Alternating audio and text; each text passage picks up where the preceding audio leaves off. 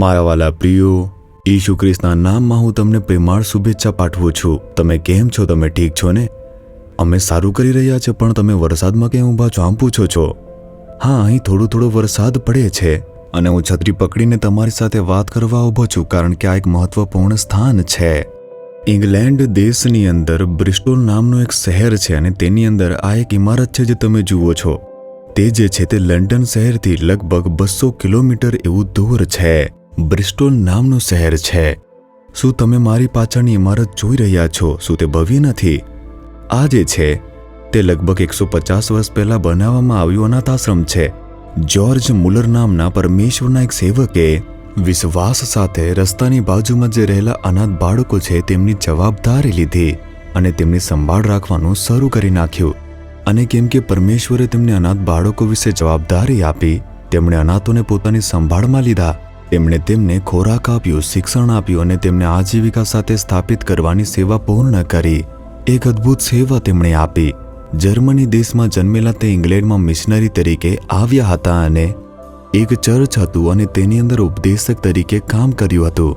ત્યારબાદ તેઓએ આખા ઇંગ્લેન્ડની અંદર જેટલા અનાથ બાળકો છે તેમને અનાથ આશ્રમમાં લાવવાનું શરૂ કર્યું. અને તમે જુઓ, આવી જ રીતે આ ઇમારત જે તમે જુઓ છો તેવી જ રીતે તેમણે 5 ઇમારતો બનાવી.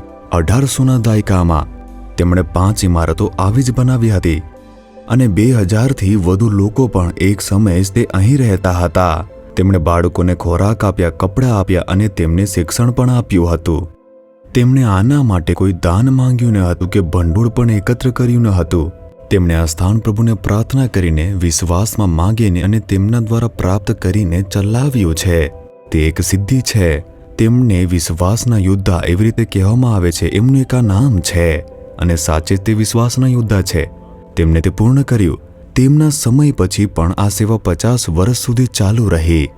તે પછી ઇંગ્લેન્ડની સરકારે બાળકોની સંભાળ રાખવાની જવાબદારી લઈ લીધી હતી અને તેથી આજે આશ્રમ છે તે ધીમે ધીમે બંધ થઈ ગયું અને આજે આ ઇમારતમાં એક કોલેજ ચાલે છે. તેથી તમે વિચારો કે આ ઇમારત કેટલી વિશાળ છે. વિચારીને જુઓ. જો પૂછો આટલું બધું કેવી રીતે પૂર્ણ કરી શક્યા, તો તેનું એક મહત્વપૂર્ણ કારણ છે. તે બાઇબલના વચનમાં વિશ્વાસ કરતા હતા. તે પ્રભુ ઈશુની અંદર વિશ્વાસ કરતા હતા. તે સાચા પ્રભુ છે એમ વિશ્વાસ કરતા હતા અને પ્રાર્થના કરી. ઘણી બધી વસ્તુઓ પછી પૂર્ણ કરી. જો તમે વિશ્વાસ કરો છો તમે પણ પૂર્ણ કરશો.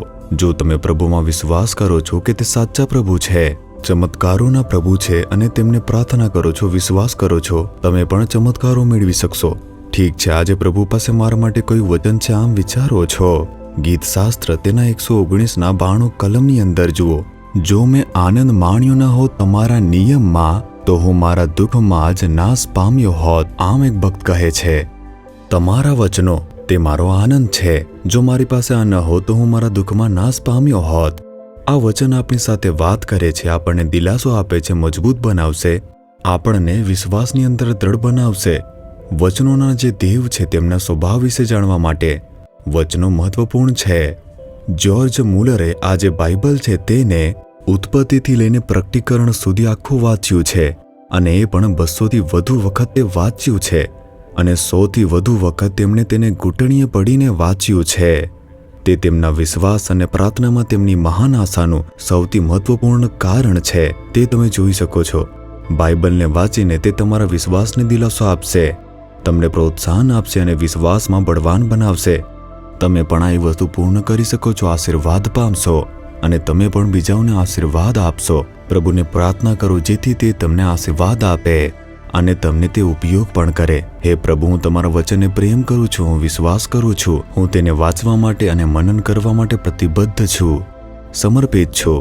મારી સાથે વાત કરો, મને આ રીતે આશીર્વાદ આપો, ઘણા લોકો માટે આશીર્વાદ બનાવો. ઈશુના નામમાં પ્રાર્થના કરું છું. Amen, amen. Jesus redeems Gujarati YouTube ચેનલને સબસ્ક્રાઇબ કરો. દરેક નવા કાર્યક્રમની માહિતી મેળવવા માટે બેલ આઇકન પર ક્લિક કરો.